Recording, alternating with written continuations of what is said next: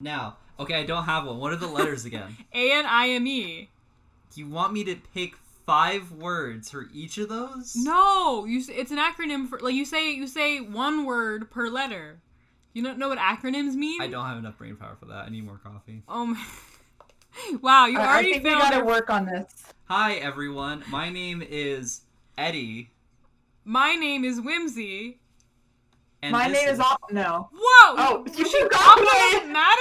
You're gonna cut her off? No, I was gonna go, and this is... Oh, I thought you were just gonna say the name of the show. Wow, and just skip me. Is that what you immediately assumed? No. Bulldozing over a member of this podcast, a valued member of the team. You are officially canceled. You are officially not gonna host this. You're banished. Bye. I'm sorry. She is Cancel currently culture. watching Sword Art online, so I feel like we should. You're right. recognize Aunt her. No's out. Bye, Aunt No. You're not on the team. not Oh a team no, anymore, you're I'm watching sorry. it too. You don't get. Oh, you don't no, escape. oh, God. no, The I've been Uno- outed. The Uno reverse card has been played. I've been outed. I think that leaves just Eddie. Hello, this is my podcast now. I've officially taken over. I'm going to say that this is my plan all along. I watched Code Geass just like 3 episodes, and I've already become a mastermind. My IQ is now over 9,999. Yeah, you think you're smart because you watch Gantz? You're not smart because you watch Gantz. It's Code Geass. No, I know. I was saying you're not smart because you watch Gantz. He's smart because he watches Code Geass. You're right. That's how that works. Way to ruin my bit. I'm sorry. Way to completely, I didn't understand what you were doing. I thought you became smarticles if you watched Dr. Stone. To be I'm just honest. saying. You know, I honestly have to agree with that. Because, like, imagine if you were petrified into a stone human and then you woke up. You would be like, wow, thank God I watched Dr. Stone. I know how to save all of my family members now. I just need some bats. Yes. I highly recommend getting petrified in New Zealand because that's where bats originally came from. So I think that's a good option if you're looking into petrification as your next life plan. But yeah. I will say that I am not big onto buying manga, but I am very interested in buying the Dr. Stone manga because it's just I want to dweeb out on the actual science of the show. No, I'm not a nerd. That's just normal for anime people, right? That I'm not a nerd. I would see. Here's the issue with you being not a nerd. Is as far as I understand, the reason that you want to purchase the manga, yes, is because it goes more in depth into all the science that goes on in Dr. Stone. Yeah. Nerd.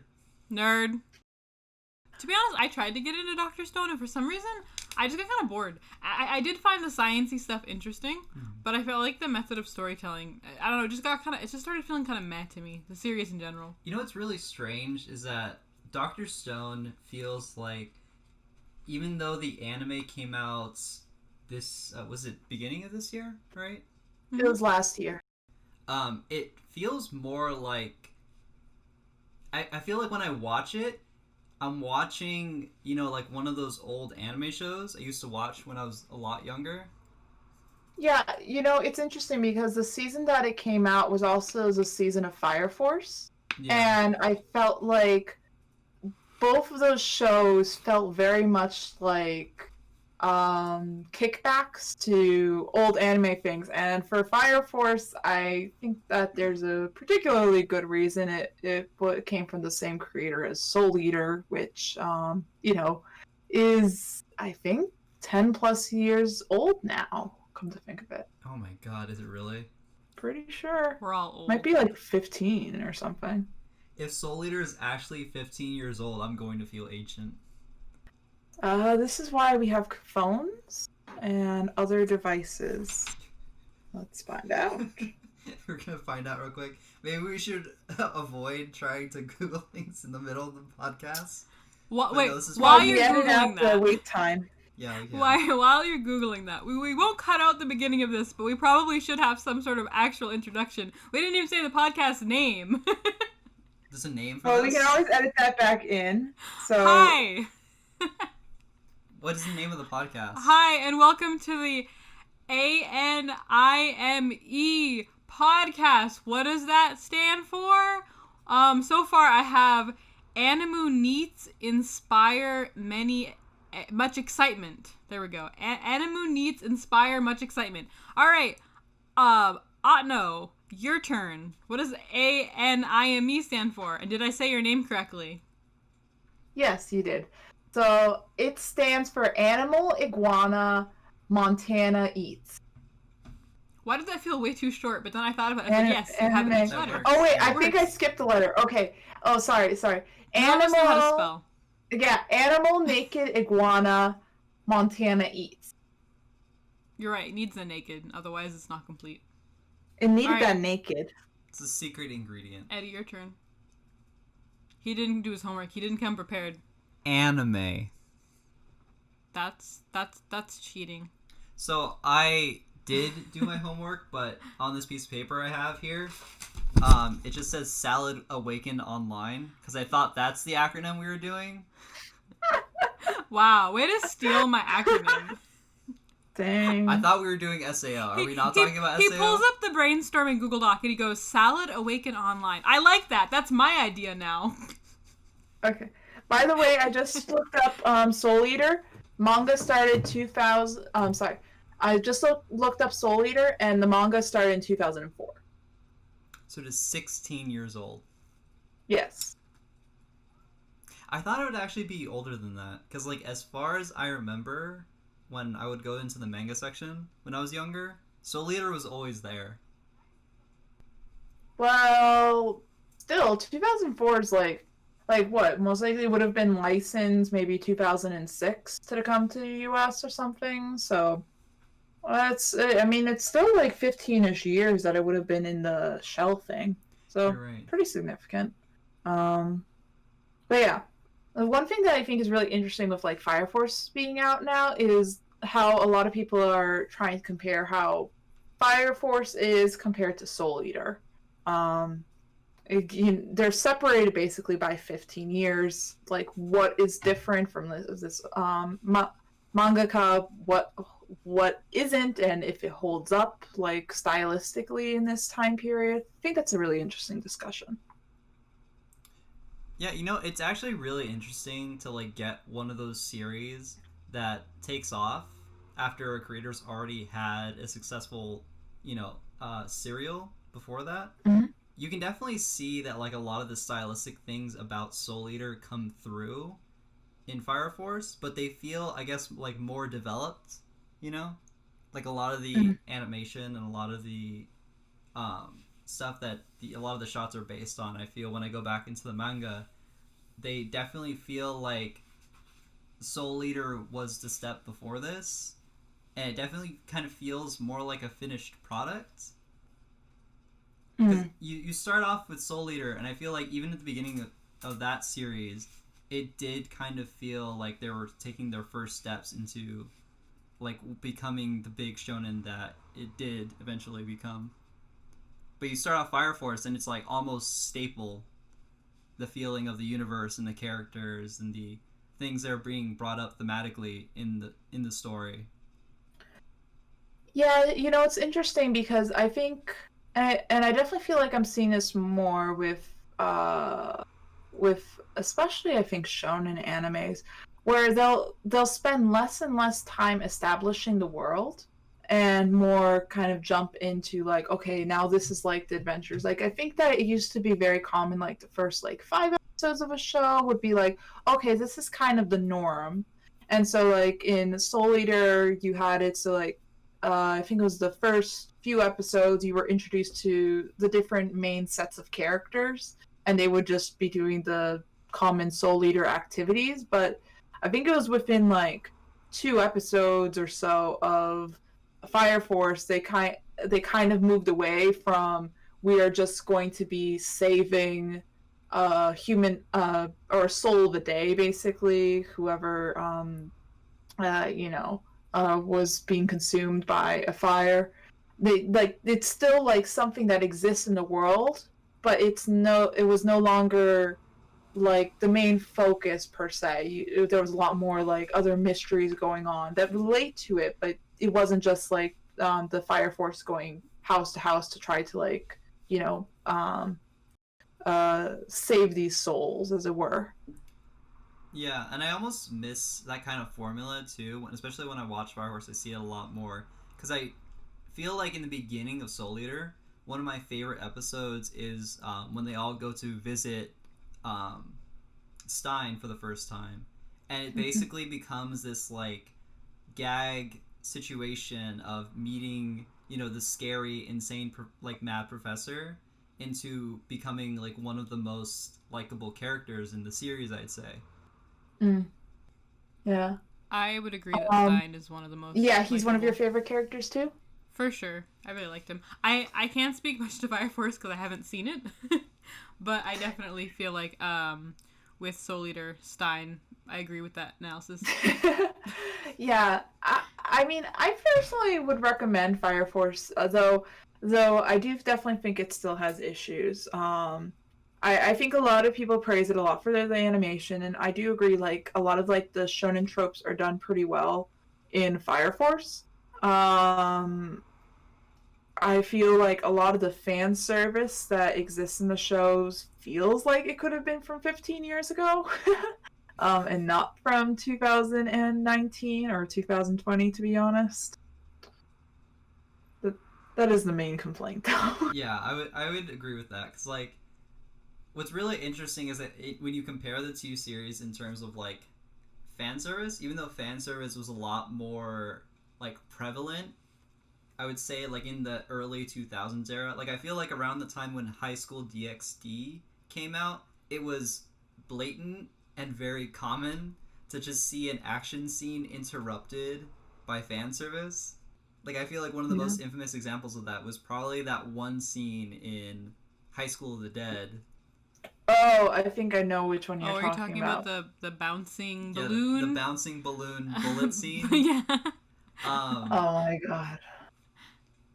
And it's really strange too because you think about it, and the fan service in Soul Eater I feel like was very prevalent in the beginning when the cat was first appeared in the story, but I feel like she leveled off, and she even had a moment later on during the invasion of the DWMA where she actually like moved past just being the comedic relief for the fan service character even slightly. And I feel like even though they've tried to do that in Fire Force, it feels a lot more direct and blatant that that's all this character is. But I don't know if they really have tried to move past it, at least for the first season. Eddie, you might have watched the second season, so maybe they do more with the character. But like the one time that they were like, no, we're going to treat her super serious, they end the battle with fan service. Like the problem is solved by fan service, which is like, really? Yeah, and that feels like such a cop out because they led up to that scene with like a bunch of really like big things. Like I feel like that whole situation in general felt like they were attempting to move past that, and then they ended that fight with fan service, and I was just completely taken aback. I was like, I can't believe that they would set it up for her to be more than this, just like they did with their previous character, and they just decided that the fan service would be either more enjoyable or more entertaining as a resolution to that. And then I think they straight up kill the guy. It's like, wait, what? This is like totally weird. Pretty sure that guy was dead at the end. Yeah. So killed by fan service.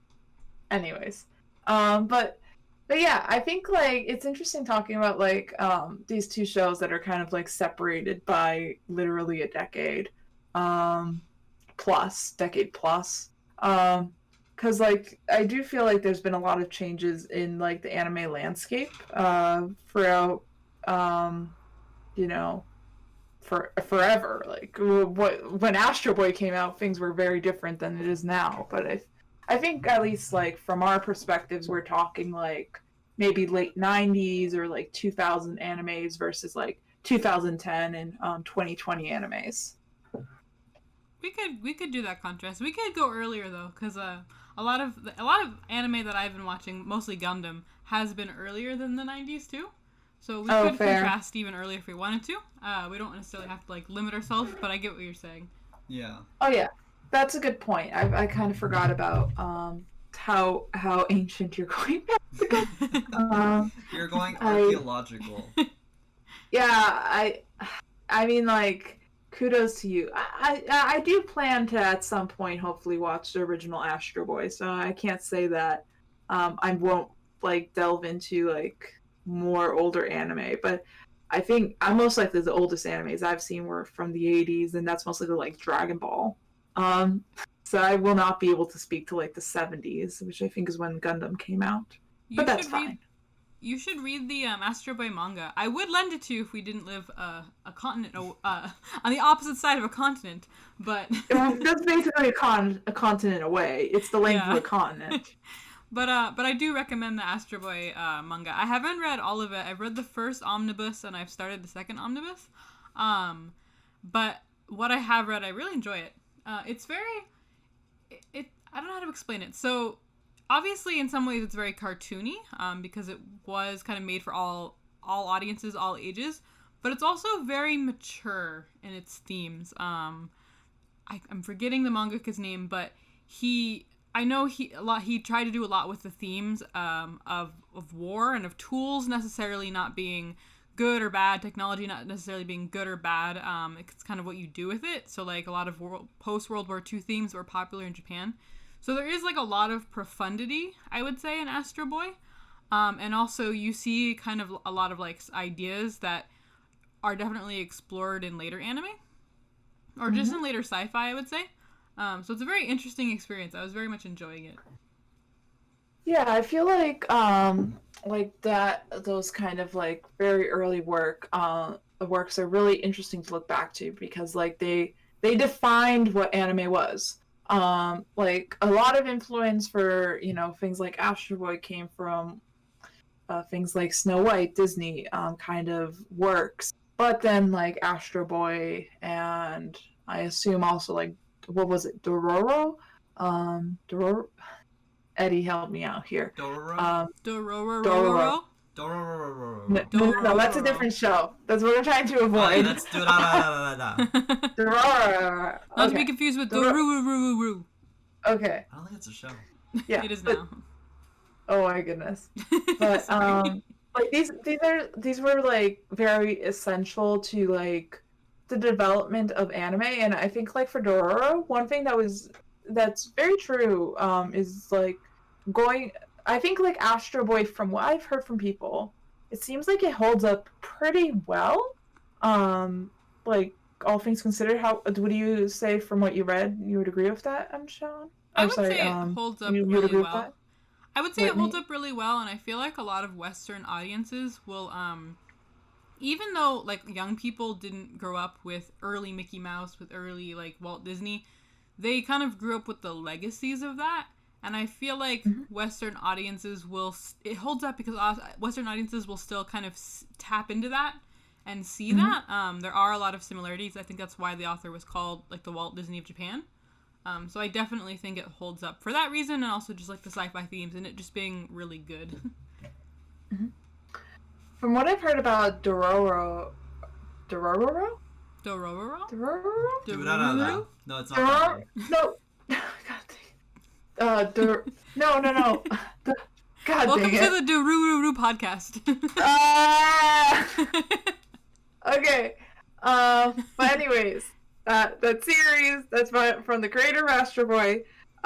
Like one of the things that is kind of jarring looking back at it is it's of a very Astro Boy style, but the storytelling is a lot darker. So I guess you kind of have maybe like a Made in Abyss situation there, where the cutesy art style doesn't really match the what's being told. And from what I heard, it seemed like some people found that jarring. And I like for Made in Abyss, it's meant like Like I think it's like meant to be more like of a symbolic thing, like, or like, you know, like you're supposed to read into it more, like this is cutesy and like a dark world. All right, so we actually had to cut because there was a bit of an issue. So I apologize if what I'm about to say doesn't totally follow what you said because I'm restating bits of it. But what you were talking about really made me think about just how much, in general, fiction can often be a much better medium for talking about difficult issues or portraying difficult ideas than nonfiction. And I think a large reason for that is that because nonfiction oftentimes feels too real to people, so they come at it with their own biases, their own politics, their own sort of offenses. Whereas if it's fictionalized, it's, I don't want to make it sound like it's sneaky, but like people go in without those biases and they can see in a whole other framework a really good allegory for their world, and oftentimes be more open to ideas that they might not necessarily be open to, or to the exploration of themes that they might not necessarily be open to. I thought about this a lot with regard to Fullmetal Alchemist, actually, when I was watching Brotherhood, because there's a lot of heavy stuff in Brotherhood. I don't really want to get totally into what its allegories for or what it's discussing, but I would just say that it really struck me how much Brotherhood deals with like this very honest portrayal of a young person trying so hard to like hold on to their ideals, while becoming disillusioned with the people around them, while not dismissing the people around them as just monsters, as just horrible, like seeing the bad but not throwing away the good. And I feel like exploring that concept, in addition to a lot of other really heavier ideas, is not something you could necessarily get away with doing in some of the same ways in nonfiction. I think it's because it's fiction sometimes that you can really tell like such an impactful story that says so much about the world and can get people thinking about things in the world that you couldn't necessarily do with nonfiction. I don't know if that made any sense, but... No, I did. And now you're going to do an ad for Fullmetal Alchemist. What is that? Oh, yeah. So if you live under a rock, or if you're like me and you got into anime super late in your life, Fullmetal Alchemist started off as a manga. It is a phenomenal masterpiece of storytelling, and then it became Brotherhood, one of the adaptations, became one of the most beloved classics in the anime canon. So if you have not watched FMAB, if you enjoy blaspheming against God, then I suggest you stop and you go watch Fullmetal Alchemist Brotherhood right now. Okay? Do it. What is that about? How do I like talk about what FMA is about without spoiling it? I guess I would say it is about two brothers who go on a journey to restore things that have been lost to them. And in the process, learn things and uncover things about their world that really challenge their idealism. And it's sort of about them navigating that. This is kind of my own take on it, but like about them navigating that, navigating how to align their own interests with what's righteous and moral in this very complex sort of conspiracy of a world. And yeah, that's kind of all I'm going to say on it, because I don't want to get super spoily, but it's really good. And also there are many memes that you could only understand if you watch Brotherhood, or yeah. I guess the original FMA, or read the manga, but yes. Yeah. It's really good. So watch Fullmetal Alchemist. Why does everything? What is it good for? Why does everything have to be an ad? Because people should watch these series. This podcast has been sponsored by. If one person watches FMAB because they listen to this, that's good. We have done good to the world. Okay, well, if this is just like one giant ad for what we want people to watch, No. I already know what you're gonna say. No.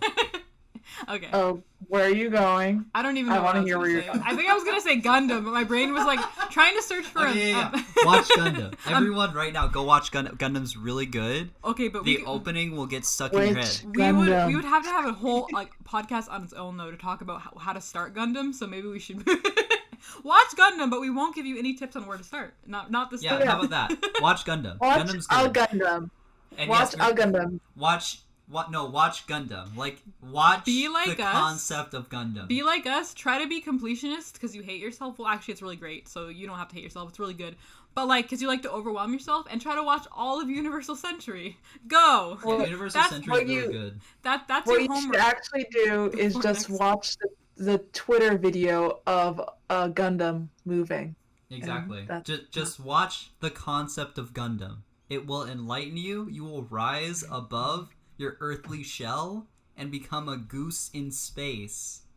I don't known know. as Okay, Gundam. I don't know if I agree with just saying watch the pure distillation of Gundam, because that would basically be telling them to watch Char's Counterattack. And no, you should not watch Char's Counterattack if you haven't Don't watched watch that first. If you haven't watched other Don't Gundam. watch Char's Counterattack first. Don't But do it is truly the purest distillation of all things Gundam, good I will- and bad, all in one 2-hour movie with a space goose. If you Well- watch Char's Counterattack first, I will reach through any device you're currently listening to this on, and I will grab your headphones. We're What? editing this out. You can't And threaten take our them. audience. Oh, okay, that was very tame. Good job, honey. I will reach through the computer and give you a head pat.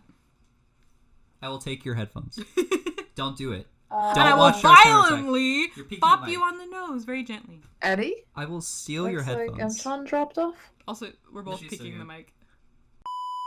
Will be dependent on the CPU you're planning to use. The primary distinction between different motherboards is which Hello? CPU brand they support, Intel Bob, or AMD. can you hear Both us? are fine choices. You just want to make Hello? sure your motherboard I'm and so CPU are confused. compatible. Hello? If you're working from one of our kits, Wait. we've taken care of that for you. Hello? A PC build starts with what is Hello? arguably the most important step in the Hello? building process, getting the CPU in. Bop. Bop, bop, bop, bop, Now bop. there's like a growl in the Bop, background. I'm so Does the brunt of the confused. work that makes your computer capable of all the use awesome Discord. things it's about to do. It's also one of the more fragile components, Is so it's Discord good to playing be an careful ad? with this one. Can you hear me? Damaging the CPU. There we go, Do now we not can hear touch you. the Okay, golden what is happening contacts on right the now? Discord has just rejected our microphone. It is not recognizing it whatsoever now. Oh my god, what happened? I'm gonna restart Discord. I don't know what the hell happened. Oh my god. It's just refused. Okay. Discord has refused our microphone. How? You have no idea how funny that was from our perspective, because we were just Hello? screaming about Gundam, and then all of a Hello? sudden it was like the new PC Oh, there we go. pieces, Okay, and now you're working. Discord, please. like we were Discord. so confused as to what was happening. We're back on the microphone now. I don't know what happened. Are we recording? No, we're not recording. Oh, we are Oh, recording. we are recording. Okay. Yeah. Okay. All right, guys. So podcast learning pains. We weren't recording for any of that last clip. Eddie and I were just screaming about Gundam, and then as we were screaming about Gundam, Atnawa couldn't hear us. We didn't know she couldn't hear us, so she started listening to a clip about computer parts. So Eddie and I are screaming about Gundam, and then all of a sudden we hear, "Buy the new RAM digital." Like just a guy just on about computer parts. We were so confused. But we're back now, and we don't even know what we were talking about. Atnawa, go ahead, speak, carry this train wreck. Yeah. So I will say that one thing that I was one thing I was wondering about was you mentioned a goose. I want more context about this goose. There is no context for the goose. If you Yeah. want to know why there is a goose in space and why it is giving people psychic powers, you need to watch Gundam. No, don't even say. Okay, yeah, there's no You need context. to watch Universal We Century. just want to confuse our audience. Okay. They're gonna watch Universal Century and then realize there is no goose and be mad at us. There is a goose. There is a goose, but it's not a goose. Also, if you don't feel like watching Universal Century, There is no stop. goose. Watch Universal Century.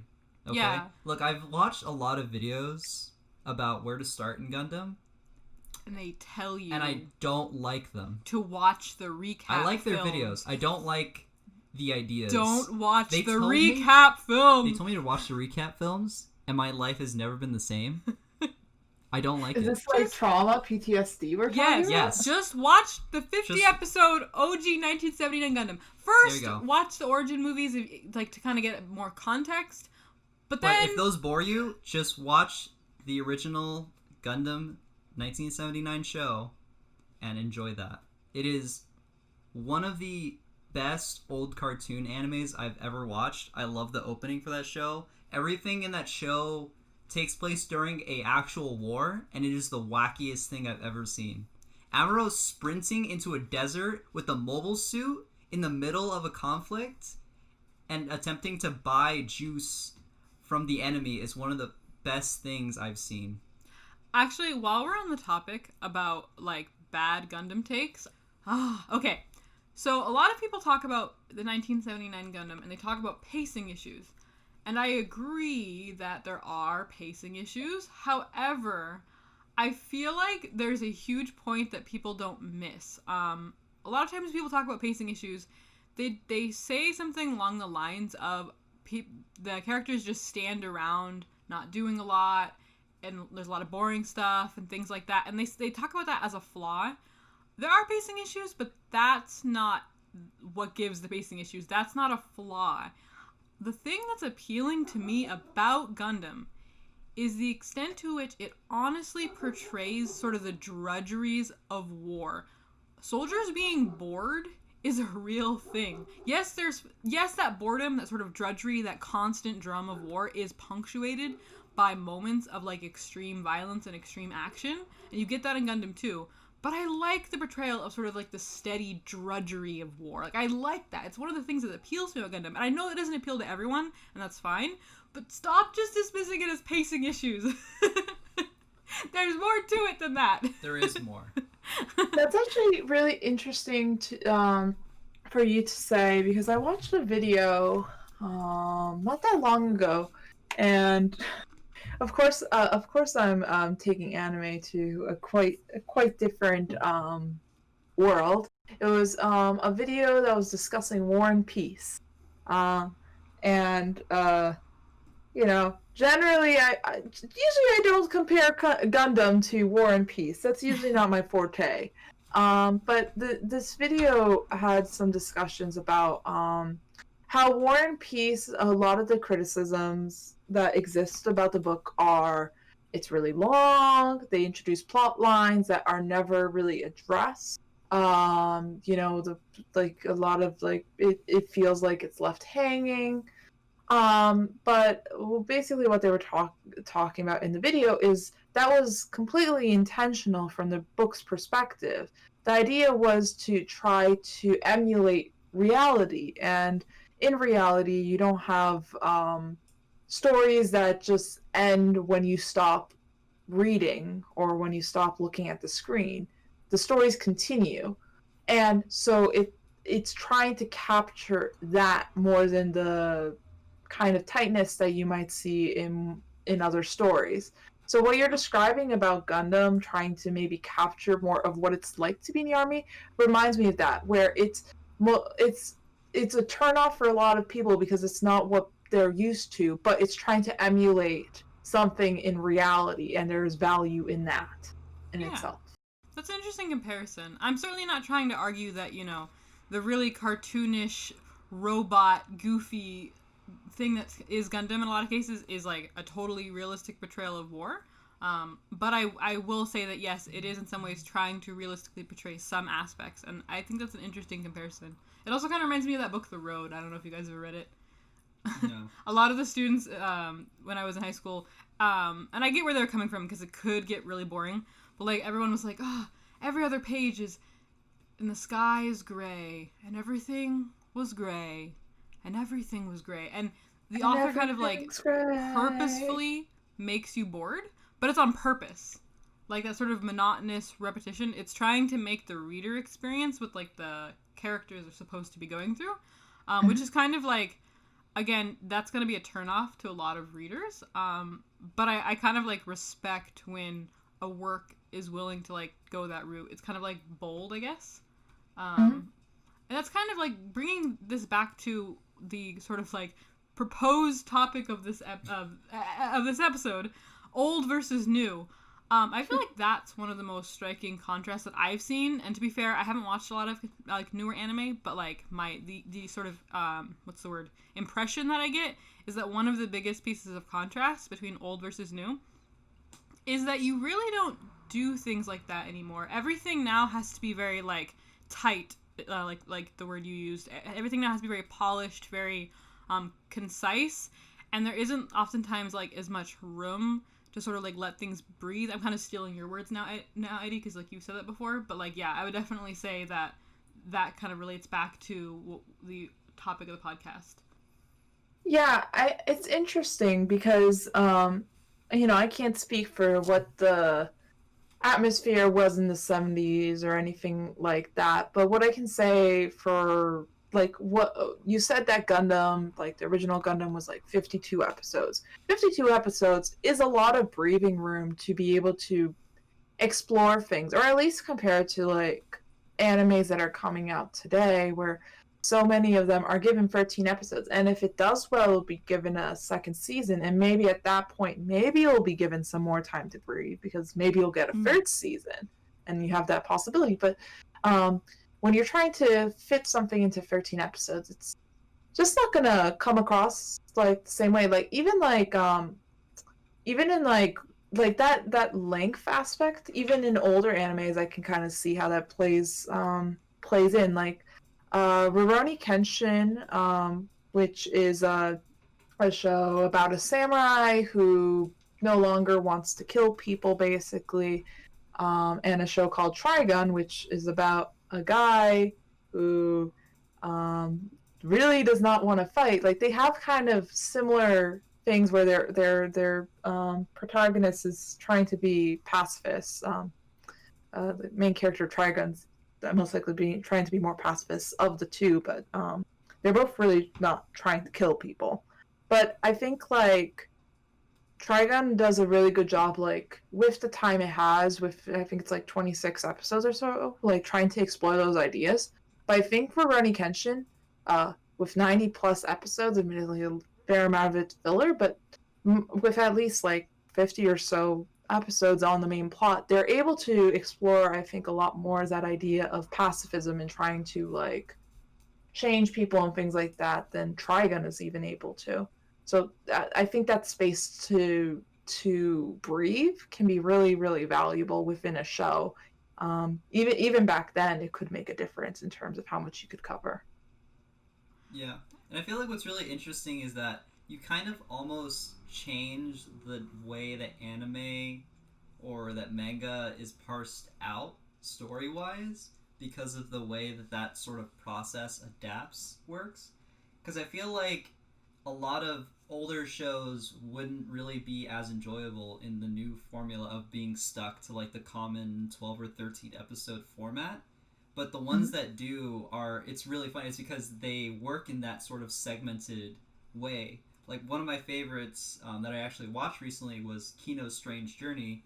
I had recently watched the older version and the newer version, and what's really interesting in the comparison of both is that the older version, even though it works like each episode is its own story, um, the older version of that anime, um, in itself still feels like an old anime.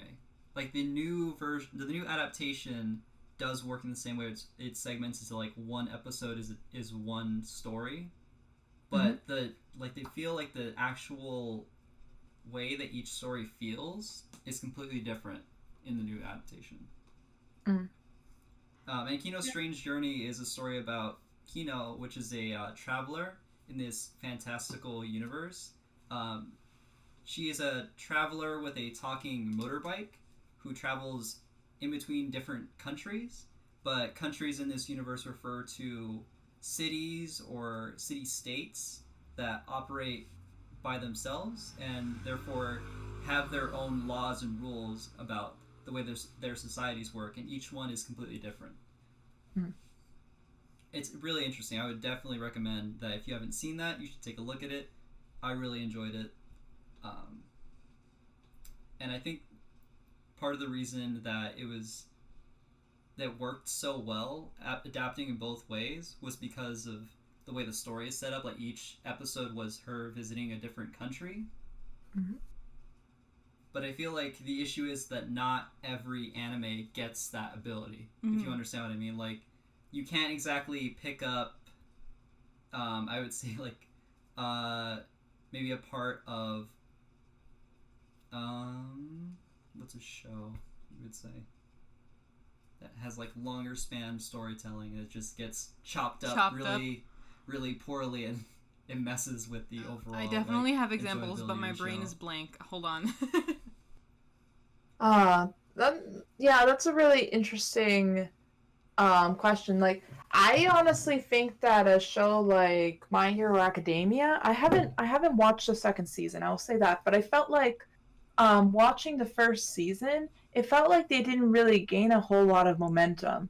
Um, it felt like you knew there was more story at the end, and what you got was decent, but it never felt like it got far enough. Like you could tell it was a long form like shonen show, and I feel like for like as like a long form shonen show, generally you need more time than the 13 episodes, I would say. And I think My Hero is a good example of that.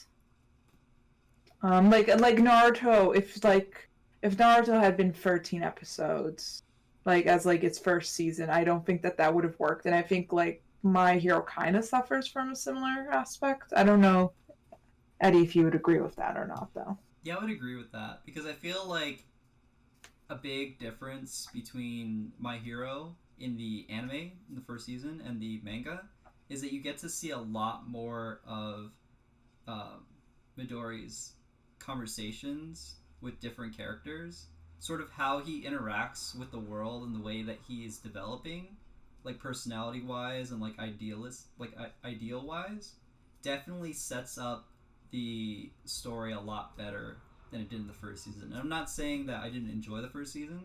I really did, but most of the rewarding moments of the first season were centered around All Might. And it's not as big of an issue in my mind, but there was a lot more rewarding things about the first fight with the villains that didn't really feel as enjoyable in the anime adaptation. Mm. Also, just for Oh, people's reference, My Hero Academia is a very popular shonen series that is about a kid that had no superpowers that meets a guy named All Might that allows him to eat his hair and then he gets powers. I wouldn't recommend eating hair to gain superpowers, but it worked out for him, so that's good. nice. Yeah. Another example, a perfect example actually, is the anime Kaiba. And I think the reason why Kaiba is such a perfect example of sort of the limitations of the 12 episode format is because it is a series where for the first 6 episodes they took the time to craft this amazing world. Like you just get it's one of the first 6 episodes of Kaiba are one of the most immersive animation experiences I've ever had, and I was like, this is gonna be one of my favorite series. Like I was so I was so invested. It was so great. They had built something, and then it was like halfway through they were like, oh crap, we only have 6 episodes left. And it just became like such a forced, condensed mess. I have never been so disappointed. I still like the series as a whole, but I really do think that it's a great example of like what you were saying, like something being chopped up. And I think part of why it's such a good example is that the first half wasn't that. So you can clearly see the contrast. Also, since we're doing this thing where we always explain what a series is after we bring it up, Kaiba is basically just anime altered carbon. There. I said that's it. Also, if you don't know what altered carbon is, too bad. Yeah. Actually, I also I have this is most likely a pretty on the nose example. Or maybe even like a bad example, honestly. It's kind of like I guess I'll leave it left up to discussion in terms of where it falls. But another interesting example is I believe the show's called When Stars Align, or I'm looking at the Japanese name, Hoshiya no Sora. And so like, well, the reason why I'm thinking about this show is that there's a very interesting story here. So all the episodes in this show were pretty well paced. I enjoyed it. Basically the show has a lot of it's about softball tennis and people playing softball tennis. But everyone on the team has their own personal dramas, and they explore those personal dramas. And the pacing, like from episode to episode, is generally pretty good. Except for the last episode.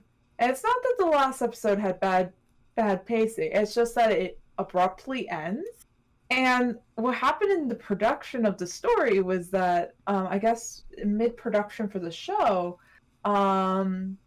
they already had they had been scheduled to, I think, have 24 episodes, and then the studio was like, "Nope, you're getting 12 episodes," and so they didn't they did not change the story as it was written, so it was written to be a 12 episodes show, and with all the things that were introduced, like there were like even if they had the time, they would most likely have either had to drop storylines or things like that. Like, this is like one of those shows where like, you got to go to the big tournament or something like that. And in 12 episodes, it's hard to imagine you ever would have made it to the big tournament or something like that.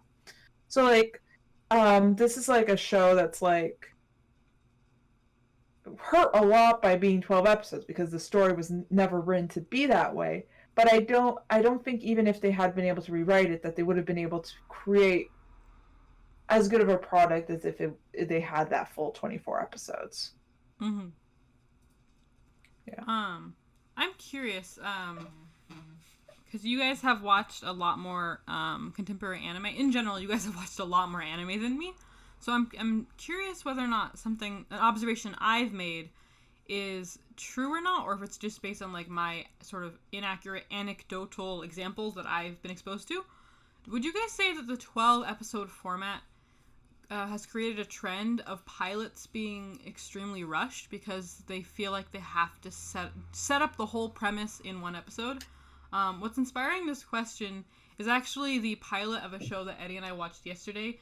Remind me if it's what it's called, honey? Jujutsu Kaisen. Oh yeah, Jujutsu Kaisen. We watched Jujutsu Kaisen yesterday, the first episode. It just came out. And we both agreed that it had a lot of potential, and I'm definitely not writing it off based on like this flaw. I really liked it so far. But I definitely felt like because they felt like they had to set up like the whole premise, the whole like starter idea in one episode, a lot of things were rushed that really they could have taken the time with. It would have been more impactful regarding like the main character's characterization and motives. Specifically, like I don't know if it's bad to spoil episode 1, but I'll just be vague. Something happens related to a family member, and so that inspires the main character's actions. They made sense up to a point, but they could have made a lot more sense if there had been if room had been given for his internal monologue to happen, or for us to just kind of understand why he went as drastic as he did. It wasn't bad. I just felt like it could have been drawn out more. And I'm curious as to whether or not that was just anecdotal, or if you guys do feel that pilots oftentimes get rushed a lot when there's only like in modern contemporary like 12 episode anime. I mean, definitely there's an example of like a pilot that was super rushed that does come to mind. That was like a 12, 13 episode show. It's a show called Servamp. It's like this show about like humans that basically make pacts with like they're like vampire creature things. And each of them are like supposed to be one of the 7 deadly sins. And like the first episode, it was just like bounce, bounce, bounce. Like you're going here, you're going there, and like you could get a sense of very little through it. And like the show is okay, but like I felt like the first episode was definitely one of the weakest episodes because like the later episodes they seem to like kind of slow down and actually like explore things more. But like at the end of the first episode, like how did we get here? How did we get like from point A of like I don't think it's bad to spoil the first episode where like this guy like brings in a cat and then it turns out that he's a vampire and he gets bitten and or whatever happens that however they do the contract, I don't really remember, but and then like friends almost get killed. It felt like a lot. But like when I'm thinking about like other shows, I feel like even like older shows, they often try to do a lot in the first episode. I think like maybe with more modern animes, I see often they'll try to introduce a lot more characters than like older ones. I think like there's more space out to like maybe introduce people more sporadically. So like going back to Soul Eater, for example, I don't think you see like Death the Kid or Black Star or those characters until like later episodes. So I guess in that regard, it's maybe more spaced out. Yeah, as I'm talking, I think maybe the biggest difference that I'm thinking in terms of like modern anime versus older ones is that there's more of a willingness not to just introduce all the characters in episode one or a bunch of Mm. characters in episode one. I think that's my thought. All I can think of right now is One Piece, which takes entire arcs to introduce characters, Yeah, which I like but like, actually. but also like Naruto, for example, another Mhm. one of like kind of a similar breed. Like you don't see Sakura or Sasuke, I think, at all in episode one. I don't think you even see them like as background characters. Um, they're introduced, I think, as like actual characters, maybe episode three or so. Really? I'm trying to remember because we watched that recently, and I can't remember if they're introduced first episode. I know the first episode focused mostly on Naruto and what's his name? The guy who gets the star on his back in that scene that always makes me laugh. Oh, Sasuke. No. No, not Sasuke. Um, I can't remember Sasuke. Oh, so Sasuke was Aruka there. Sensei. Yes. Yeah, I know the first episode focuses mostly on Naruto and Arika Sensei. Hiruka-sensei. Aruka Sensei. But yeah, I can't remember if when they introduce. I think you're right that they do introduce him later. Yeah. And they're like super core characters. I feel like most likely if that had been done today, like if it had been a 12 episode show, again, Naruto could not be done in 12 episodes in any case. But they most likely would have like, at the very least, I think they would have like pushed in some sort of speaking rule for Sasuke and Sakura. Like even if they kept the whole story, they most likely would have at least had them be like, "Oh, this is me doing the examination," and then maybe like doing some sort of side comment at Naruto or something like that. But they didn't feel the need to introduce these characters quite yet.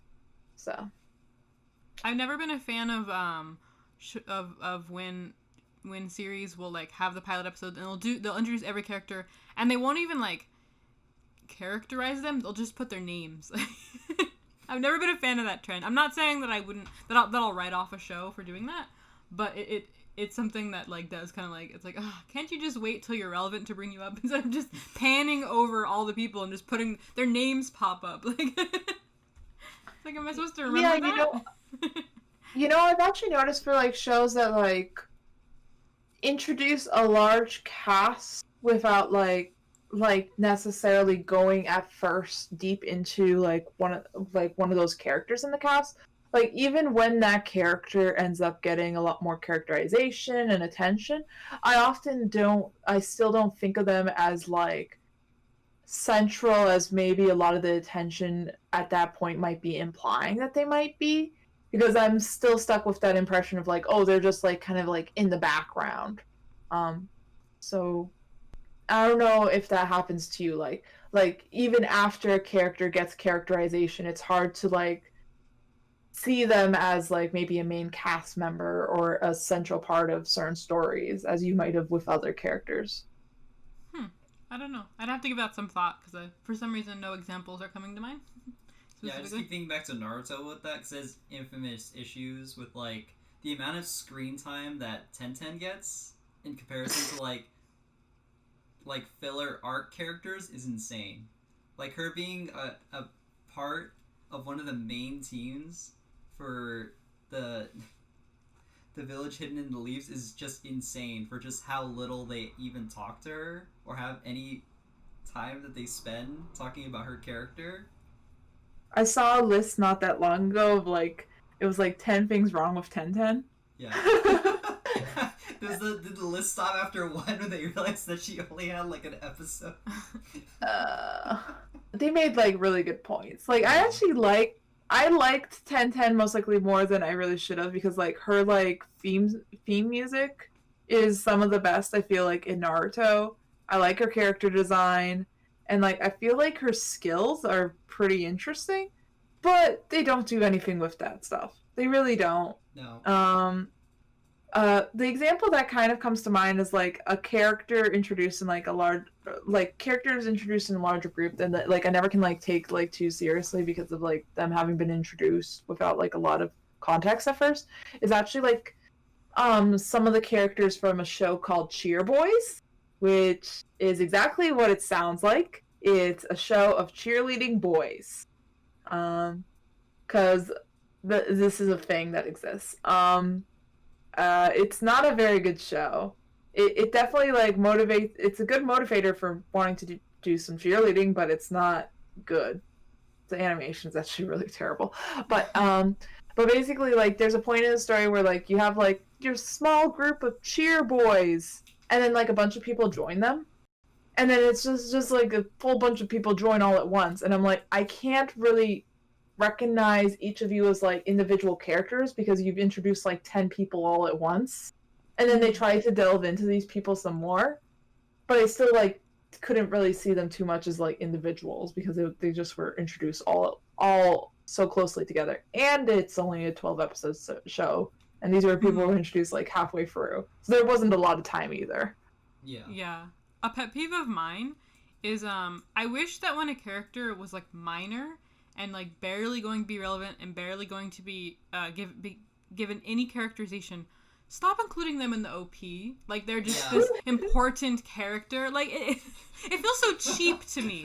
You know what I mean? It's like, oh, let's throw in everything into this OP and build it up. And it's like you weren't even important. Why are you like the villain twirling on my screen? The arc's villain. Okay, fine. You know what? You're gonna be at least 4 or 5 episodes, if not more than that, right? Random guy that they're helping that gets them involved with the villain in the first place. I don't care about that guy. Yeah, I mean, they always make him look so cool or suave. Or don't put Greg in the OP. No one cares about Greg. It's just like some woodcutter that they did this quest. No, you gotta put little Timmy instead. Yeah, I don't care about little Timmy either. Don't put him in the OP. Is he the villain? Is little Timmy like the drug lord of an area? Is he like the ruling mage of this town? Then I don't care. Don't put him in the OP. I know, yeah. And again, I guess this isn't a fair comparison because this story had a lot more room to tell its story. It wasn't, I think, actually, I can't even remember how many episodes there were per season. But, like, contrast that with, like, Brotherhood again. Like, everyone in the OP had some important significance to the story. Even if they didn't have a lot of screen time, like their mom, right? They're still obviously, like, significant, important story. Motivating and it feels a lot less cheap. Yeah. Or if you are going to have a character that's, like, not super important in the OP, have him as part of, like, a crew. Like, when you have, like, in Fullmetal Alchemist, you have, Olivier's, like Briggs crew, and they're behind her. They're not, like, front and center, you know what I mean? Like, it's showing this team. Not every single one of them is going to matter, but we're just displaying that this team is here. That's fine. But if they, like, paraded, I don't know, you know, the guy the guy that worked for the Führer and ends up going to Briggs, and he wasn't that important. If he was paraded in the OP, that would be annoying. Like, you don't even remember his name. I don't, because he doesn't matter. I almost said a spoiler because I was trying to in explaining who he is, but like it's fine if you don't even know who I'm talking about. Yeah, I know. Like, who knows his name? Yeah. Who knows? He's like a foil, and that's it. Yeah. He's not really a character. Yeah. You know, Sasuke. When you're talking... Oh, go on, Eddie. Oh no, I was just making a comment. Okay, make your comment. He did. My comment was that literally Sasuke, and I'm still mad that he continued to be in the story all the way through. Okay, but as far as like openings go, I will just mention this. Stardust Crusaders opening 2 was kind of what came to mind when Whimsy, you mentioned characters that appear that aren't really there that much. I was thinking, and I know Whimsy, you haven't seen it, but Eddie has. There's shadows that appear on the walls. That's like for each of the gods. Like, so Stardust Crusaders is basically a show of like a mama's boy that wants to save his mommy going to Egypt. To fight a Twilight vampire. Nice. Twilight, yes, it is. It is Twilight before Twilight was cool. How very anime. Dio sparkles. I've seen it. Yes. And so, but anyways, so in the opening they have like the main characters are like climbing up the stairs and they have shadows appear on the walls, and they're like supposed to be the shadows of like the Egyptian gods that like the powers of like, you know, Dio's henchmen, the main villain's henchmen, like have. But like most of those like villains, like they're like in 2 episodes and that's it. So they're not really in most of the show. But I think like from a symbolic standpoint it actually kind of works there, just because it's more about like I think like they're symbolizing like they're climbing up the stairs to basically fight gods of sorts. And I think that kind of worked there. But yeah. I don't know if that actually sounded like a point.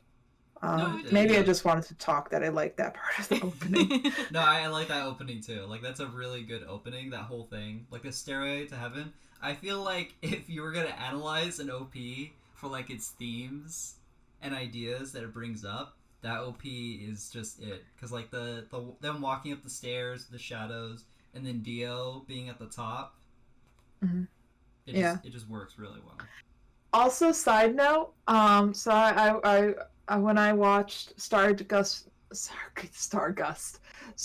Crusaders, I watched it like in the morning when my mom was getting ready for work, so she'd see me watching it, and so sometimes she'd see the ending song, and she's the only reason why I realized, or why I found out that the first ending song for Stardust Crusaders is not a cover. It's like actually the Walk Like an Egyptian song. Yeah, it is. That's interesting. I haven't seen that series, but that is interesting. Yeah, I will say they stopped playing that song as soon as they reached Egypt. Just saying. I didn't realize before. That makes me angry now that I think about it. They did it just to mess with you. Like, but no, I thought that was like, it's kind of like on point that they have that song in general there. And the only other anime I can think of, and I haven't watched it yet, but I've heard people talking about it, like, what is it? The Great Pretender. Its ending song is also like a pretty well known, like, I almost said human song. I think it's English song. I think it's an English song that's on point that might be actually called The Great Pretender or something like that. Eddie, check me now. I actually haven't seen The Great Pretenders. Oh, okay, never mind. So. You're useless. I know. I like how you're becoming like the designated fact checker. It's okay. No, I like it. If you want to check my facts, here's the facts. I don't like SAO. That is factual, yes. That is very factual. Very factual. Look, I didn't say SAO is bad, because that'd be an opinion. No, that's an objective truth. And I will say that I do not like 7 Deadly Sins. I would agree with that. You have been waiting to bring up 7 Deadly Sins. I could feel it. I'm sorry, you guys brought up SAO. I thought we weren't going to discuss SAO. This is your guys' fault. Y'all's fault. Sorry. Actually, straight back to the point we were on about like issues with the episode format and like issues with having really large cast of characters that you're trying to break down, if not make relevant to the audience. One of the most infamous examples I actually thought of was Bleach, with all of the captains and all the lieutenants. Mm-hmm.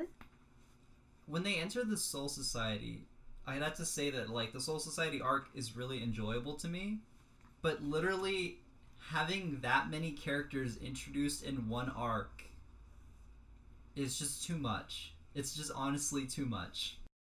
Yeah, it's interesting. Like, as far as like a lot of characters all at once, I feel like though Bleach did it a lot better than a lot of other places did it, because I can step away from it and like still recognize like most of the captains, say something about them. Not all of them. Like the healing one, I don't really know anything about her. Like she kind of, and I feel like the lieutenants, a lot of them kind of did not get a lot of fleshing out until later. Yeah, until other arcs in which they're relevant. Yeah. I don't know, actually, no, you're right, because like Dogman, I forget what his actual name Don't is. call him Dogman. Captain Dog. Dogman. Wait, is that actually his name? No, I think his name is he's actually a fox, which is funny. So he's Foxface. Foxface. What Dogman is Foxface. Dogman Foxface. That's his name. Okay. Dogman Foxface. Okay. Phosphate? So he like what? Go on. No, sorry. Go ahead. Oh, his name's Okay. Sajin. Saito. That's easier. Sajin Sajin? Komamura. Sajin Komura. Okay. Well, like I feel like when they discussed, like they showed him, and he's like a really cool looking character. I think when they introduced him at first, he was like wearing like he just looked like a big guy because they had his face covered. And so like he wasn't like super interesting for the design, but then you got to see his foxy face, and then he became one of the more interesting designs of the characters in many ways. Because he's the only fox walking around. Yeah. But yeah, I mean like they established like a connection between him and the blind guy, but they didn't really get a chance to do much with him as a character until like way later. And he was like, he had a lot of potential, but I think like he got very much shafted because he was introduced with so much other stuff going on. Yeah, that's honestly one of the things about that first arc that I kind of take issue with. Like, they introduce a lot of characters. Not all of them fight, right? Not a lot of them are story relevant, other than the fact that they're aware that Ichigo and the main party are coming into the Soul Society to prevent an execution. And a lot of them that do fight aren't really relevant for a number of arcs after that. And it's sort of this issue where it's like they introduce a character to you and it's really hard to remember them unless if they're in the story or not. I just wanted to say though that the Foxface guy, he does have a part in a later arc, and his Bankai is very cool. But I feel like he loses out because he was shafted in that beginning. Because like again, like I think I guess it goes back to like the first impression that you have for a character is going to define a lot of your relationship with the character moving forward. So a character that more immediately gets like a lot of their development, I think is going to leave a lot more impact than one that like might get a lot later on, but like not, there's less to it, I think, in terms of impact. Like I feel like for example, the white-haired boy, what is his name? Oh, Iceman. Oh, I know who you're talking about. I also know him as Ice. I know him as Ice Boy. Ice Boy. Okay. So Ice Boy was introduced I think like they gave him a fair amount in terms of the Soul Society arc. Like he definitely wasn't given like the most, but like he's definitely one of the ones like of like that like big introduction of like characters from the Soul Society arc that got the most, I think. Mostly because of like I think how he also interplayed with like Momo and other things like that. Mm-hmm. So like I think there's more of a vested interest in what happens with him because he got a lot more fleshing out in the Soul Society arc, even if he wasn't to be given like more stuff later on. But he is. But like he benefits from that. And also I almost called him Zabuza. Spiky haired guy with bells in his hair. Oh, Kenpachi? Kenpachi. Yeah. I'm also a lot more invested in Kenpachi because of how he was introduced in the Soul Society arc, even though he was, he's kind of like in it for a little bit, but like he's definitely one of the first like of like the captains that's really gets a lot of time, but like he stays with you like throughout anything else because like he left a strong impression early. Yeah, and I feel like when you think about it, the number of characters that leave really strong impressions like that is, I would say, like a handful. You know, because like the ones that you can think of right away, like for me, it's Ukiura and Kenpachi and Ichigo, Byakuya, Byakuya. Um, the Seishiro of Bleach. yeah. I would agree that even when a series does a really good job of characterizing characters later on, um, the ones that are most impactful were the ones that had really good characterization from the beginning. But my example isn't Bleach, because I haven't seen it. My example is the best anime, my favorite anime, House MD. Ooh. I was just thinking about this. It's a really the good sequel to anime. Cory in the House, right? No, but House MD is an anime, guys. It has a tournament I arc. thought There's a harem with people competing for House's it's by love. the same author, right? As Cory in the As House? Cory in the House. Yes. I believe so. God, I can't wait for the new release of Cory in the House. There's gonna be a time skip arc. Wait, is this really happening? No. Oh, okay. He's in jail, I believe. Oh. All right, we're gonna move on from that. I totally forgot. I don't know what the jail is referring to. Don't worry about trust you on that. So yes, my favorite anime, House MD. I was thinking about this in relation to that because one of the big criticisms, I'm assuming, because it was my criticism of that show, is in the beginning, most of the characterization goes towards House, Wilson, and Cuddy, and the other characters are there, but they're very flat. Later on, the show actually does a great job, I think, of really developing Cameron, Foreman, and Chase's characterization really well. However, you continue just not caring about them. The whole show is carried by the three that they developed throughout and in the beginning: House, Wilson, and Cuddy. Best girl Wilson, of course. And so yes, I agree with you. But based on that anime, because I haven't seen Bleach. Yeah.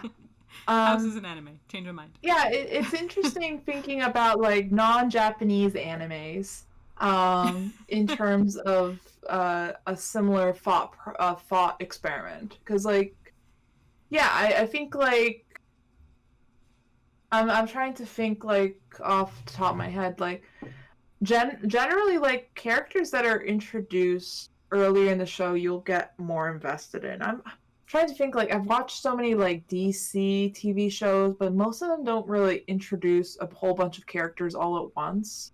Yeah. So they don't really fall into that. I will say that still like usually like the characters that are introduced more towards the beginning I'm often more attached to, but there is strong exceptions to that. I can praise a lot of Supergirl's later characters as wonderful, and Brainiac is best boy of that show. I of will that anime. say, I will say that there's like strong caveats to that actually, because like you said, there are strong examples, but I feel like when there are examples, here's the difference. It's really hard to get invested into a character who was introduced early on, but not given characterization until way later. Yeah. It's not necessarily as hard to get invested into a character who was introduced later with characterization.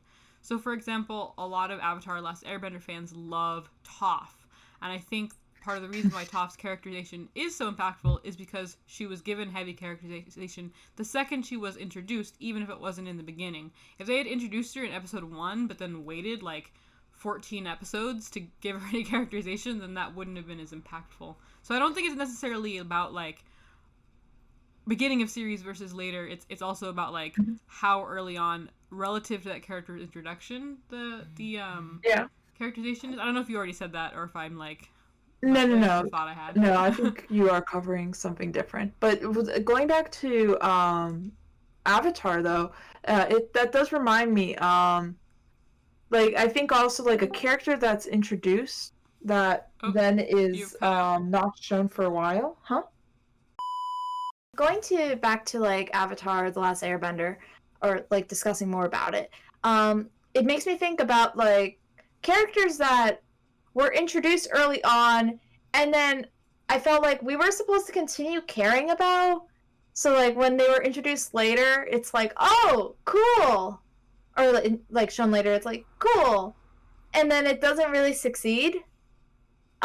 Name the one that comes to mind, like particular. There's a couple that come to mind, but two, I guess, particularly. But like Suki, it kind like they really wanted her to be a big deal, but I never got like she never she wasn't like quite a main cast member, but she was pretty close to like being one. Or sorry, she was pretty close to being one. I don't know if And I would like. Oh, sorry. Oh, Whimsy, go sorry, ahead. sorry. I never felt very attached to her character, and I think has to do with the fact that to me she didn't leave a super strong impression with her first introduction, and then we didn't see her for a while, and then when we saw her again, it's very much with that presumption like, oh, you care about her because of her first introduction. And I didn't really feel that much. I don't know if I really agree with that. Like, I don't know if I'd say that's a flaw, because I don't necessarily think that every single character needs to leave like a huge impression. I think it's interesting to discuss what makes a character leave an impression or not. But I feel like Suki was kind of like what she needed to be. And I did kind of like her involvement like in the show, even if she was never like super impactful, because I feel like she did bring some interesting things out of Sokka. And I feel like she was also there kind of to just like to display a particular culture within the world and world building. I feel like it's okay to have some characters that aren't like super important but are just there kind of as a function. As long as you don't try to like then later build them up and have them be super important. But I don't feel like it really did that much. I don't know. Maybe that's just I just had a different like experience with the character, but I kind of felt like they did because she was there for a lot of the stuff in later in the series, it seemed like, and she like kind of kept coming back. Like for example, like Jet. Like I felt like what they did with Jet was more interesting. And I think that's partially because like he was there for like one episode, like Suki, and then he's reintroduced, and like he plays a role, but it's a very finite role that he ends up playing. He's there, kind of like, you know, has that emotional scene, but then you know you never are left in an impression that he's supposed to be kind of central. He kind of fulfilled the role, I guess, that he was meant to. I don't know, which is death. I guess is my thing is I'm not sure if I ever really felt like they were trying to make Suki central. It was more just that they were trying to like show that she was gonna like become a part of like their lives, or like particularly Sokka's. But I don't know if I ever would have considered her central. Like I know she played a big role in the prison break scene, but that to me kind of made sense just based on her involvement throughout the story. It's been a while since I've watched it, but I don't know. That was the impression I got. Her and to a lesser extent, I believe Haru ended up coming back a fair amount. Was he the Earthbender? Yeah. Didn't he only come back like that one time during the? I don't remember. It's been a while. I remember though. like thinking like he was kind of came back, and I was like, oh, it's kind of weird him being back here. Wasn't that when they brought back a lot of characters though for the invasion? I don't remember. I'd have to go back. I remember like people were commenting, I think, on his mustache or something.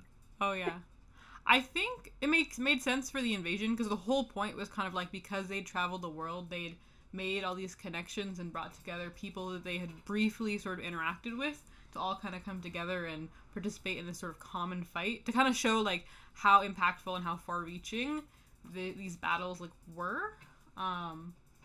But then again, he could have been brought up other times I don't remember.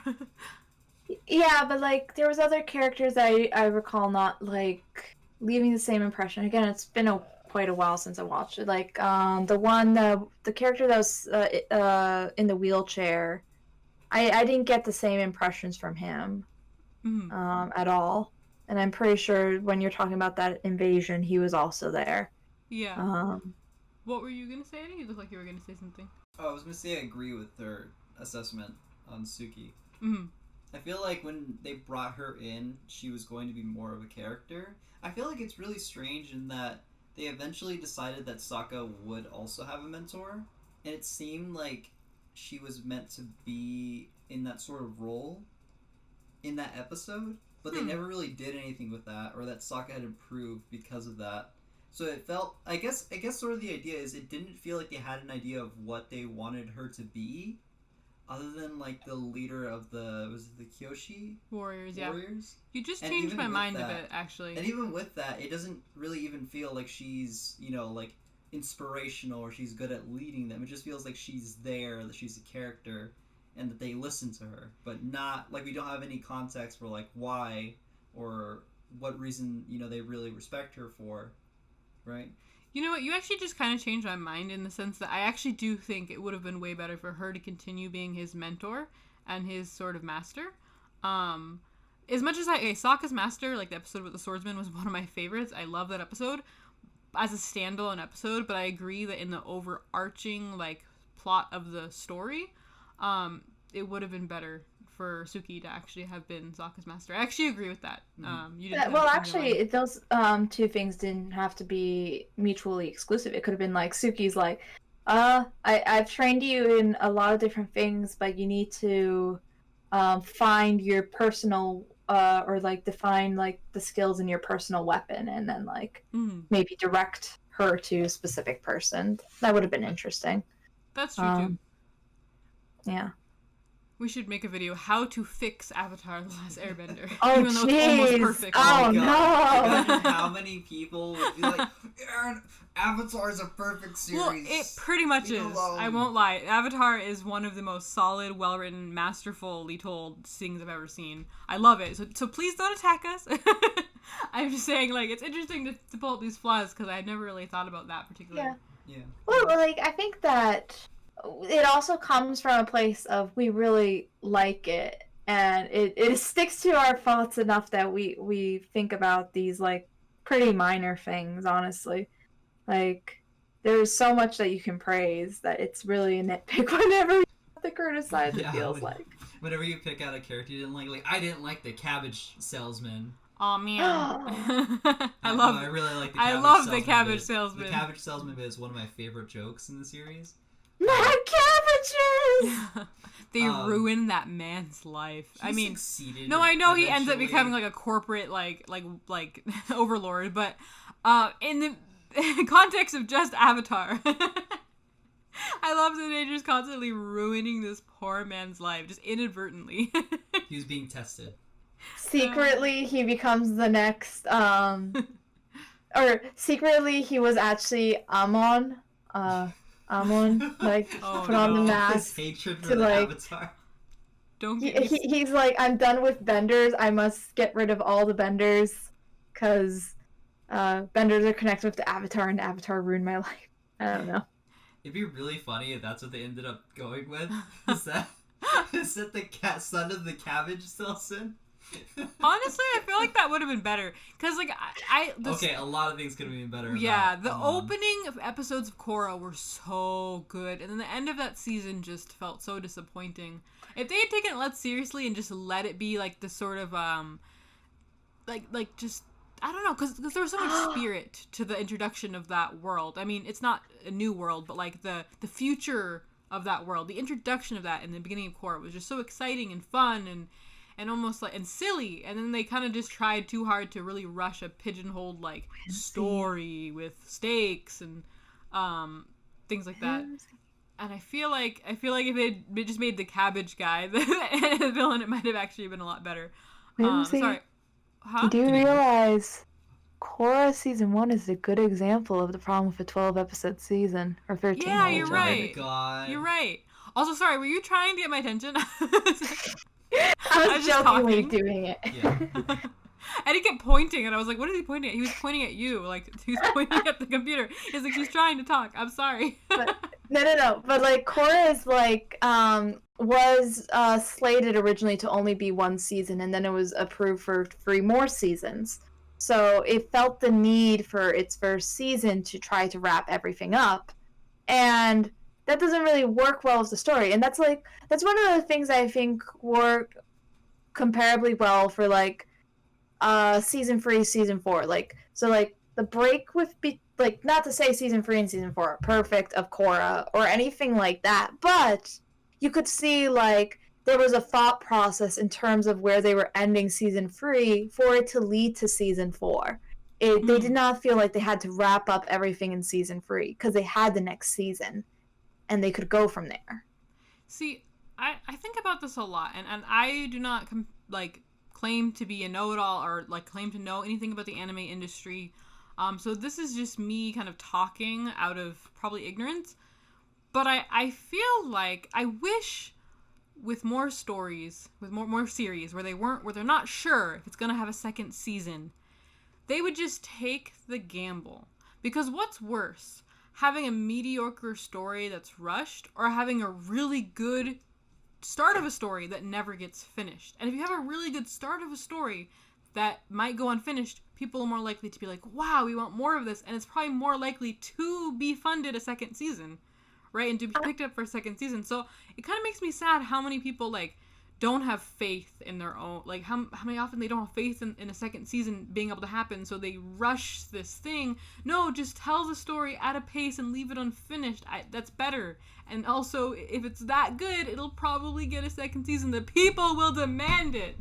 But I think for Korra, and it's been a long time, so I'd have to honestly look up to make sure that this is actually true. But I believe that Korra was originally slated as a limited series, so it was never like kind of slated as it could potentially have a season 2 or season 3. It was a limited series. So like as something more of I think like Samurai Jack season 5 was kind of like slated as a limited series. Like it was not intended to be something that would continue later. It was just more captured in a specific set of episodes.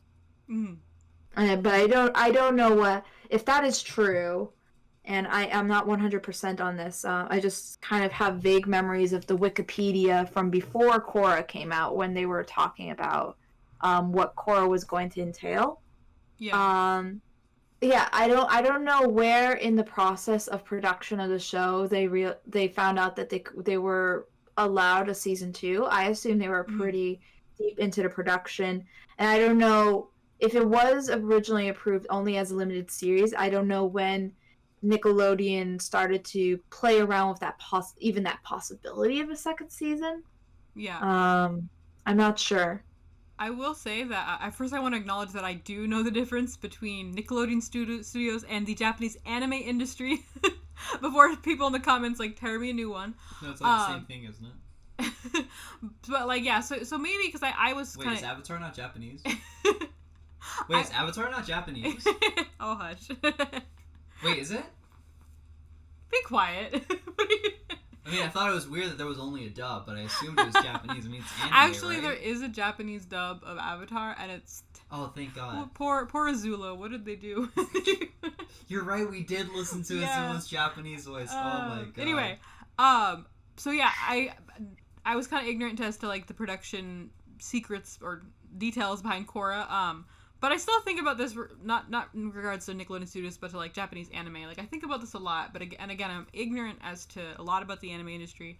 But for a lot of other series, though, do you think that's a fair point that they should just kind of take the gamble, try to make something that is paced as to what it needs to be to tell the story, worry less about fitting it all into 12 episodes, and then just bank on the fact that because we have a really good product, people will want more? Or do you think that they're being logical and money efficient, I guess, by like trying to wrap it up? I don't know. I think there's a balance. Mm-hmm. Because you know, I mentioned that When Stars Align anime, and I don't want to spoil how it ends, but it is a very not satisfying ending. And the creator said, the creator was also the creator of Escaflowne, I believe. So he just has had very bad luck in terms of production stuff. But the creator said that he's determined to have the series finished somehow. And I think like generally a creator wants to have their story somehow completed in some shape or form. But like, I don't know if we're talking years or something like that. And there's no source material for to like be able to go to for like what could happen next. And I think generally what I saw as consensus from the anime community was like they did not like how the show ended, and they were very frustrated by that. If you look like the rating numbers, or sorry, the drop of viewership for the show, a lot of people just didn't even watch the last episode of that show because they heard that it was a really terrible ending. So like there were people that would not even like basically consume the product because they weren't happy with where it leaves off.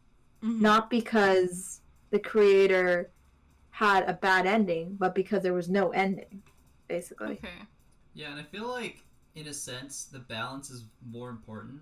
Because if you're so critical and, like, logical about whether or not a series will actually be a success, sticking the ending is still one of the most important things about it, about creating, like, a project like that in general.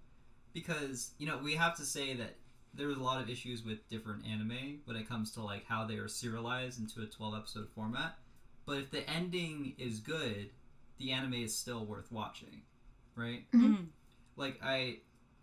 In my mind, My Hero Academia struggled a bit here and there in its first season, but because the ending episode was the fight with All Might and the Nomu, it's still one of the...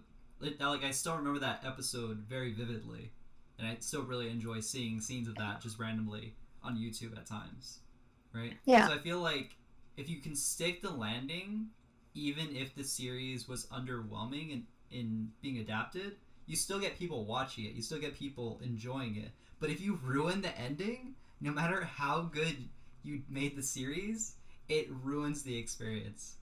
And I feel like recently we've seen a really infamous example of that with Game of Thrones, where literally an entire last season was so scrubbed by that sort of like cynicism that there are people who will not watch the series or approach the series in its entirety, even the books, because of how upset they are about knowing that if they want to watch the show, it will end like that. And the fact that the book series does not currently have an ending makes them even more like hesitant about getting into Game of Thrones. But with Game of Thrones, the issue wasn't that they didn't have enough time and space. It was just that they botched it. Yeah, it was that they botched it. Well, they wanted to, from my understanding, they basically wanted to not do what everyone was expecting. And like they felt like Game of Thrones was about the unexpected. So they tried to go against expectations and failed. Because part of expectations is foreshadowing, and foreshadowing isn't a bad thing to do. It can lead to satisfaction to an ending.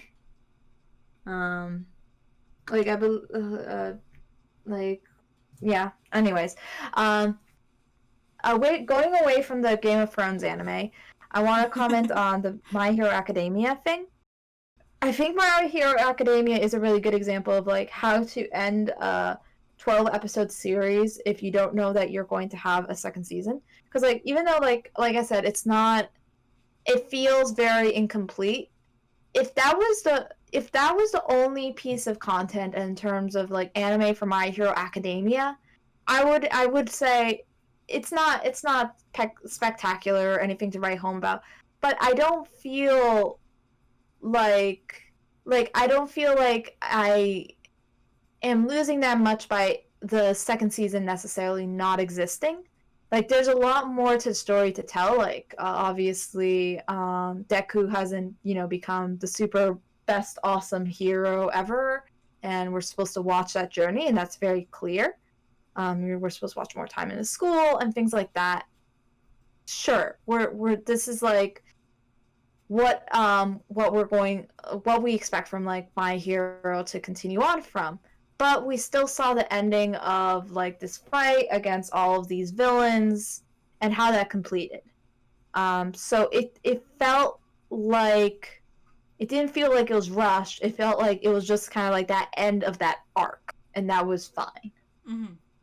Yeah, I would agree with that. I definitely see why, from like a not making your audience hate you perspective. You know, you want to wrap things up. You want to do this. You want to do that. I guess I just speak from the perspective of somebody who does value endings, but not as much necessarily as like the ride. Like Soul Eater is a great example. The Soul Eater ending, I enjoyed it for what it was. It was pretty weak, but it doesn't make me not love Soul Eater. So I guess it's just like a personal bias of like, yes, I get that endings are important, but I would much rather have personally, I'd much rather have like a well-paced story that kind of flops a little bit at the end than, I don't know, than have 6 episodes of awful pacing because they were rushing to get to an ending, like cough cough kaiba. Yeah. But I will say, for like the example of Soul Eater, I feel like even if like the ending was like kind of weak or whatever, like at least it has some sort of ending. At least to me, like coming away from Soul Eater, I was like, I enjoyed it. You know, maybe not the best ending ever, but I'm satisfied for now. It's like I did not need more Soul Eater, or in the sense that like it was like, okay, Maki was about to fall off or is falling off a cliff, and I don't know how she's going to survive, or something like that. That wasn't the ending. To give you an idea, that's basically what they were doing with that when Stars Align anime. It's essentially someone was falling off a cliff. You have no clue if they're going to be caught or how they're going to get caught. Okay, I can see why that would be frustrating. Yeah, I'm not to clarify. No one was literally falling off a cliff, but like in an emotional sense, they were falling off a cliff. Yeah, I don't want to spoil exactly how it ended, but yeah, I don't know. Like there is a balance. I think like for a show like Soul Eater, like they could have stopped a while before and been pretty okay, and maybe waited for source material to come out. I don't know. Like I don't remember how it's paced, but maybe they could have stopped like at 26 episodes instead of like the 50 something they had, and been okay, and then figure it out from there. That might have been better. Do you guys think there'll ever be a second Soul Eater anime? I hope there is, because they're planning on animating the sequel to Soul Eater. Oh, really? It's a different main character, Soul Eater Not. I believe. Soul Eater Not? Yeah, it's called Soul Eater Not. I know. It's really funny. Are we just gonna call him Not? Let's see. Has this series already been released? I feel like there's a good chance. It shows like Shaman King do well, and we'll have to see. Then I think it has a good chance. Oh, like Higurashi as well, because like I think if those shows that are like older shows, do well with the remakes in terms of numbers, and they're gonna try to do more of them. And I feel like makes sense to do things like Zatch Bell, Soul Eater, shows that like didn't have the manga endings, or had like some filler. I don't think Soul Eater had a lot of filler, but they had definitely an anime only ending. Like so, like I feel like they're natural choices. But you know, if shows like Shaman King don't do well, I don't think they're gonna have a motivation to make those remakes. I'm wondering what's it called, Higurashi? I'm wondering how that remake. I haven't watched the original, but everyone's been really hyped and really talking about the Higurashi remake. So I wonder how that's gonna do. It's a good series for spooky time. Because it's a very good series. We'll say that. Eddie, do you think that and Whimsy should watch it for Halloween. I will add it to my never-ending list of okay. No, I'm giving a specific date. Like you're watching it in. Huh? I said, oh no, a deadline. I still have to watch. Well, not have to. I actually was really enjoying it. I was gonna say we should do a Halloween episode if we have that'd be something like fun. that. And Oh, then yeah. we talk about scary anime. So we can watch like a couple. I Oh, like yeah. that. I definitely have to prepare for that to really Yeah. contribute to the conversation. So full like what's the word? Transparency here. Eddie and A.N.I.M.E got into anime very young. Anime and manga very young. I actually didn't get into anime until I was an adult. So I kind of bring like I'm kind of ignorant to a lot of things. I still feel like I could be part of some of the discussions and also maybe like talk about my experiences as somebody who is newer to this and how it kind of like changes my perspective as opposed to you guys. But I do want to be like fully transparent that like I'm gonna be ignorant to a lot of the things you guys discuss. Now that I've gotten that out of the way, yes, I like that idea. I'll definitely have to do my homework though. We should watch some Halloween anime or horror anime so that I can be prepared for that. Yeah. I haven't actually seen a lot of animes that I think would be considered horror genre. I think the closest I've seen has been Another. I feel like there has to be others. It's We did interesting watch- with anime with horror because I feel like anime touches on horror elements, but there's very few shows that are like just straight up horror. Yeah, we did watch Promise Neverland together. Oh, I guess that could be considered horror. I guess. That would be a really fun one Yeah. to discuss. And I also Yeah. think, like, Promise Neverland is actually a counter example of how you could do, like, a shonen show in 12 episodes pretty decently. I don't know if I'd agree with that, actually, but we could probably say that for another episode. Yeah. Yeah, I agree with that. I think, yeah, that could be definitely something that we talk about if we do a Halloween episode. Yeah, there's a lot to unpack, and I think just a lot to unpack about a lot of shows. And as far as like whimsy in terms of like how much anime you've watched, like I feel it's very valuable that you haven't watched a lot of things because you can also give like a non-weeb perspective of things. You can understand the non-weeb world where Excuse me me, and I Eddie have prefer been the term indoctrinated new too early. weeb. How could you insult me like this? Huh? Gatekeeper. You're being What I'm gatekept. saying is that me and Eddie were indoctrinated too early, so we don't understand the non-weeb world. There's no hope for you. We don't understand. Look, ever since that day in the 2000s where I turned on Cartoon Network and Bleach was playing because it was Toonami time, my life has been irrevocably changed for the worse. See, it's a miracle I didn't become a weeb earlier on because I had so many brushes with it. Like now and I had a mutual friend who had us read Love Hina, and I actually got into it. But like I never touched manga after that. I never finished Love Hina, and I never touched manga after that. You'd think that would have been a gateway. You'd think it would have been pursue more, but no. I got into Pokemon briefly, was trading Pokemon cards, but that never actually went anywhere. I did like Avatar: The Last Airbender, but like nonetheless, none of those things served as a gateway. Like they were all very isolated incidents throughout my childhood, and I never became a weeb. Yeah, but Very I also weird. will say for Love Hina, I think there must be something specifically about Love Hina, or at least like the introduction with Love Hina, because this friend that we're talking about, she also didn't become a weeb either. Mm-hmm. Yeah, it was just a So- very isolated thing that she stumbled Yeah. on and then shared with us, and it never really brought either of us into the fold. Mm-hmm. So I think that's like a very interesting thing, and I've never read or watched Love Hina, so it'd be very interesting at some point for us to discuss Love Hina and maybe some of the reasons why it didn't serve as like an actual gateway anime, even though like it was something of interest. I definitely would be very interested. remember it well enough, I don't think, to actually have that discussion, sadly. And I tried watching the anime, and it made my eyes bleed. No offense to anyone out there who likes the Love Hina anime. It's very good.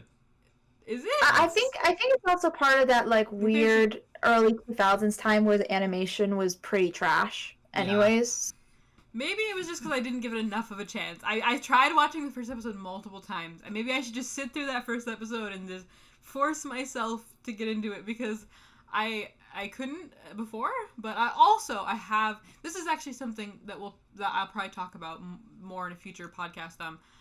Because I got into anime like super late, I can kind of talk about, or like I think like see the things that are off-putting at first to somebody who hasn't like experienced a lot of anime, and then as you experience more anime, those things become less off-putting because they become more normalized. So if maybe it's just that I hadn't been indoctrinated enough, brought into the fold enough, maybe I would have a different take on Love Hina now. I'm not sure. I have a little story to tell. I think we also should most likely be wrapping up soon. I agree. Yeah. But I have a small story to tell. This is I was watching. I don't know if I told both of you this story. I know I'm all over the place. But I was watching High Score Girl, and again, my mom was around, and she was semi-indoctrinated into anime. She's watched a fair amount, but she doesn't understand it the same way as I think a lot of other people do. But one thing that happens in the anime is the main character, he goes to a Western style bathroom, and he feels very uncomfortable going into this Western style bathroom because he's like, the toilet is right next to the bathtub, and he's very uncomfortable about this.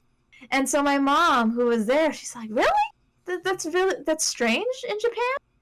And it's something that like I didn't like. I've been to Japan twice. Something that I never really thought about too much. Like, obviously I've seen a fair amount in anime, and I saw it in Japan. I didn't really think too much about it.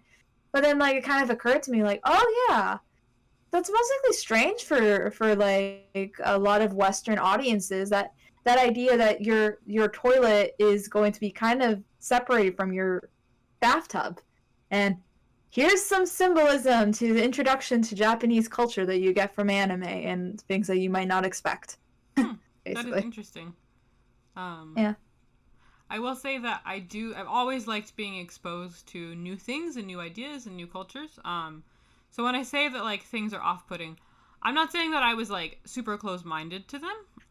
More just that like they felt very jarring because they just weren't like what you're used to. You know what I mean? But like pushing past that, I think is really valuable. And I'm glad I did, because I love being indoctrinated. I love being a new weeb. I love being indoctrinated into this new world. Indoctrinated. Yeah. We keep using that word. This is a cult, guys. If you watch anime, you are a member of a cult. Yeah, you are. Yeah. I mean, I don't think most anime fans would deny that it's a cult. It's just a very hard thing to sell to people. Yeah, it is. That's kind of what I was saying. Is like, yeah. We're not like Scientology. We can't offer payment or Jedi powers, so it's really. We can offer, very varied forms of entertainment, because, like, I think that's one of the wonderful things about anime. You don't have just like one genre represented. Like, honestly, that's animation in a nutshell. But I think animation in the West, or like at least the United States, generally falls into two categories: either like heavy action or, adult comedy. Or sorry, you have heavy action, adult comedy, or you have like kind of quote unquote like kids cartoons. Like, those are kind of like the free categories you have. You have a lot more variety with Japanese anime.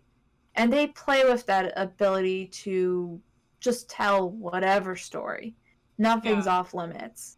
And that can be really exciting. Yeah, I would agree with that.